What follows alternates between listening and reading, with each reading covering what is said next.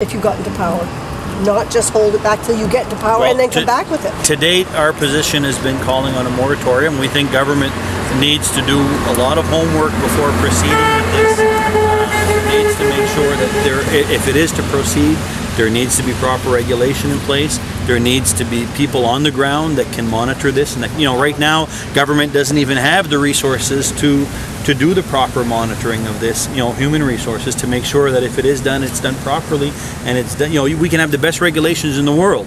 If we don't have the people on the ground making sure that companies follow those regulations, they're not worth the paper they're written on. So, we think there's certainly work that needs to be done there, and maybe at the end of the day, once we've looked at this, maybe an outright ban will be necessary. But why would the Liberals bring this in the first place? For the time being, we have been calling on a moratorium. Why would the Liberals bring this issue up in the first place?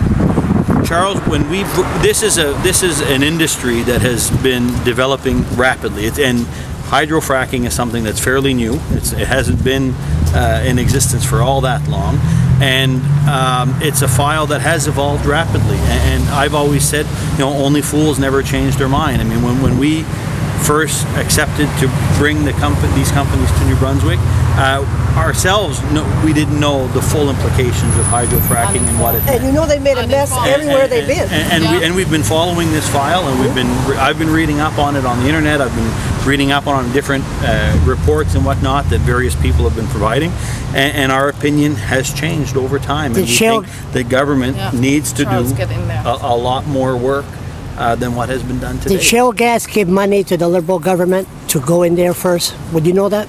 I wouldn't know that.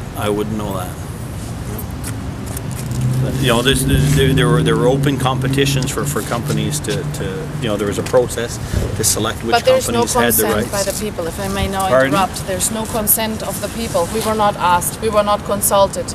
And we are not in favor of this. Mm-hmm. We absolutely do not give our consent. Mm-hmm. And that's an issue where, that's why we've been raising the issue. The Alward government has been very good to consult on issues that they wanted to consult on. This is an issue where they have not consulted.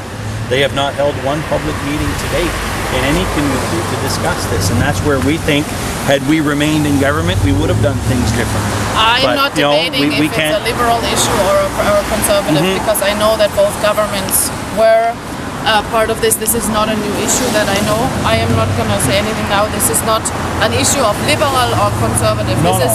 You are all in this government building. You have meetings over the winter and in between, and you all know about this. And we demand from every single representatives in this province to listen to us and to say no immediately. Today is a rainy day. There's people out there that have been there for 24 hours. At 11 a.m. yesterday, not in the afternoon, at 11 a.m. yesterday, people were starting to gather out there. Not because they are fun-loving people of protesting. Nobody here has the time on their hands to do this just out of fun. Mm-hmm. They are out there. They are waiting for a response. I'm not sure if you're aware, but there has been a demand made in the late afternoon, a request for the Premier, Mr. Northrop, and Bellany, I believe, those three people, to come out there. They are still sitting out there. They have been spent the night there. They are patiently waiting, but it is raining, and I do ask not to keep people sitting in the rain. This is literally letting people sit in the rain, how you have that saying. And this cannot go on. No. And I agree with you, and we're urging government to also step up to the plate. Good. And That's what we're here for today. To what New Brunswickers have to say, and to meet with them. To date, they have not done that. And that's simply why I wanted to come by, to tell you that we are also urging government to do that.